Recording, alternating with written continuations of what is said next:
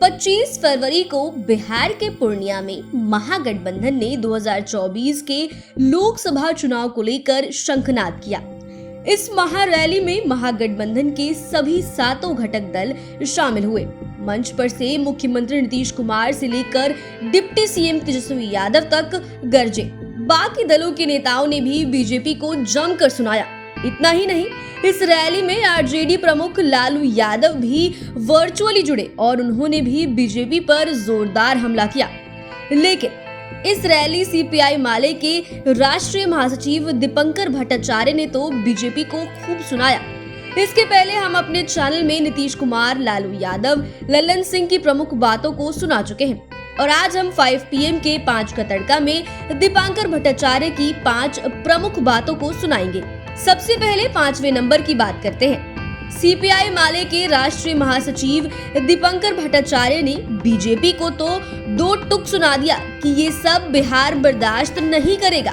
दरअसल वे बीजेपी को सुना रहे थे। साथ ही उद्योगपति गौतम अडानी और मुकेश अंबानी पर निशाना साध रहे थे। उन्होंने कहा कि आज देश में कोई सुरक्षित नहीं है, वहीं हर चीज बिक रही है। अडानी और अंबानी को बचाने के लिए नरेंद्र मोदी सब चीज गिरवी रख रहे हैं। उन्होंने ये भी कहा कि बिहार किसी भी तरह की नाइंसाफी नहीं सहेगा। बिहार ये सब बर्दाश्त नहीं करेगा।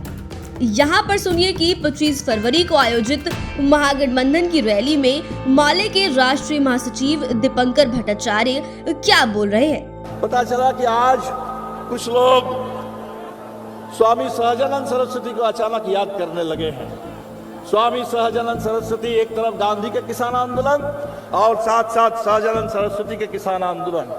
बिहार ने आजादी के आंदोलन के दौर में जमींदारी के खिलाफ झंडा बुलंद किया और आज जो लोग खेती पर कॉर्पोरेट जमींदारी थोपना चाहते हैं, अडानी अंबानी की जागीरदारी थोपना चाहते हैं, वो आकर के यहाँ बिहार में आकर के सहजानंद सरस्वती की नाम दे रहे हैं, बात कर रहे हैं। हम उन्हें बताने के लिए है कि सहजानंद की पूरी विरासत बिहार के किसानों के साथ है, गरीबों के साथ है, खेत मजदूरों के साथ है, इस पूरे सीमांचल में सिक्की बटाईदारी को लेकर के लड़ने वाले लोगों के साथ है और इसीलिए ये विरासत सुरक्षित है। इसको लेकर के लूटने की कोई कोशिश करेंगे, हमारे इतिहास को अगर झुटलाने की कोई कोशिश करेंगे, बिहार कतई उसको सफल नहीं होने देगा, बर्दाश्त नहीं करेगा।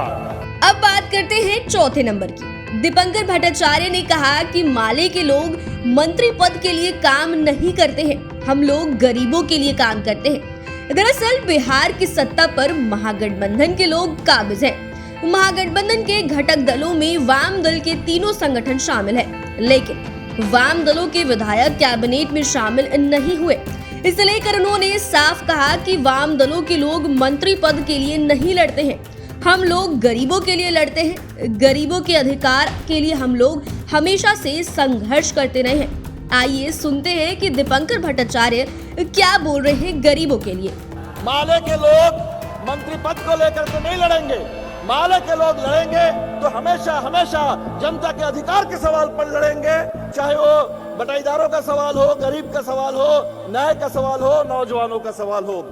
तो हम आपसे ही कहने के लिए आए हैं कि बिहार के महागठबंधन में बिहार के गरीबों के आंदोलन की पूरी ऊर्जा, बिहार के गरीबों के आंदोलन का पूरी विरासत, बिहार के गरीबों के आंदोलन की पूरी ताकत इसके साथ महागठबंधन है और इसीलिए आज जरूरत इस बात की है कि ये महागठबंधन का विस्तार हो। बिल्कुल आज इस बात की जरूरत है।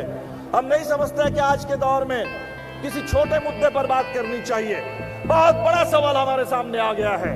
अब बात करते हैं 3रे नंबर की।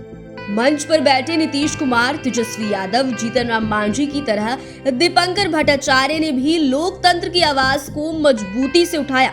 उन्होंने कहा कि बीजेपी की सरकार की वजह से आज लोकतंत्र खतरे में पड़ गया है। जब देश आजाद हुआ था और संविधान लिखा जा रहा था, तभी बाबा साहेब भीमराव अंबेडकर ने कह दिया था कि भक्ति सही है, धर्म भी सही है, लेकिन इसका इस्तेमाल राजनीति के लिए नहीं होनी चाहिए। उन्होंने ये भी कहा कि पूरे देश से लोकतंत्र को बीजेपी खत्म करना चाहती है। लोकतंत्र और संविधान खतरे में है। यहाँ पर सुनिए कि दीपंकर भट्टाचार्य लोकतंत्र और बाबा साहेब को लेकर क्या कह रहे हैं। बहुत बड़ा सवाल जीतन राम मांझी जी बता रहे थे, संविधान खतरे में है।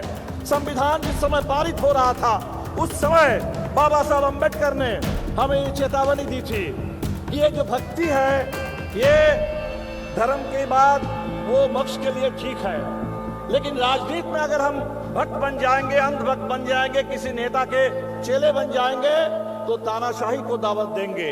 आज वो तानाशाही आ गई। बाबा साहब अम्बेडकर ने कहा कि भारत में जो हिंदुस्तान हमारी विविधता विशालता के लिए जाना जाता है, खूबसूरती के लिए जाना जाता है, क्योंकि इतनी सारी सभ्यता, इतनी सारी भाषा, इतनी बोली, इतने खान पान, रहन सहन, रीति रिवाज, ये जो हमारा शानदार गंगा जमुनी तहजीब है, इसको तोड़ करके अगर इस देश को हिंदू राष्ट्र बनाने की कोशिश होगी तो हिंदुस्तान के लिए इससे बड़ी कोई आफत नहीं हो सकती। और बाबा साहब ने उस समय 1949 में हमें चेतावनी दी थी।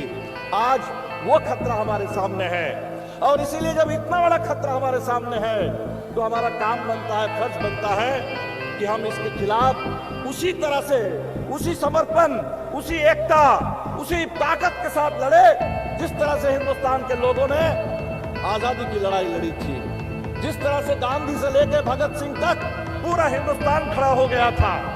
हमें पता है। अब बात करते हैं दूसरे नंबर की।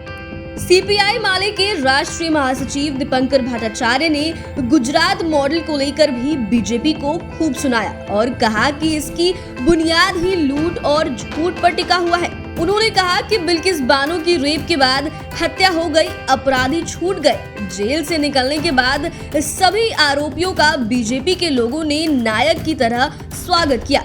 उन्होंने काफी गुस्से में कहा कि बिल्किस बानो के हत्यारे बीजेपी के लिए भले ही नायक हो सकते हैं, लेकिन हम लोग के वे नायक नहीं हो सकते। सुनिए किस तरह दीपंकर भट्टाचार्य गुजरात मॉडल को लेकर बीजेपी को क्या क्या सुना रहे हैं।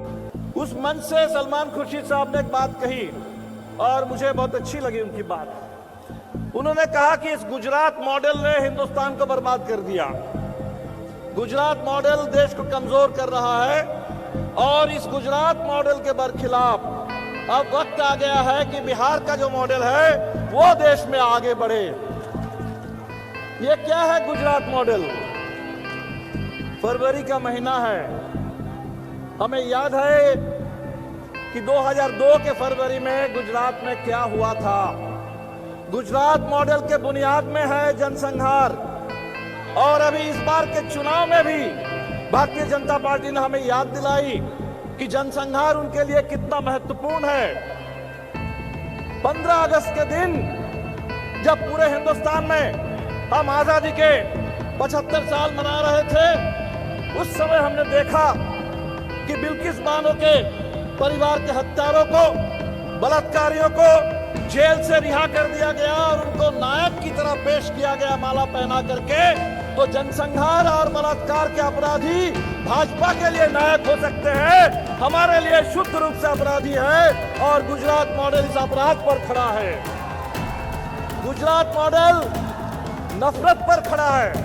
अब बात करते हैं पहले नंबर की। उन्होंने कहा कि देश को गुजरात मॉडल नहीं बल्कि बिहार मॉडल की जरूरत है।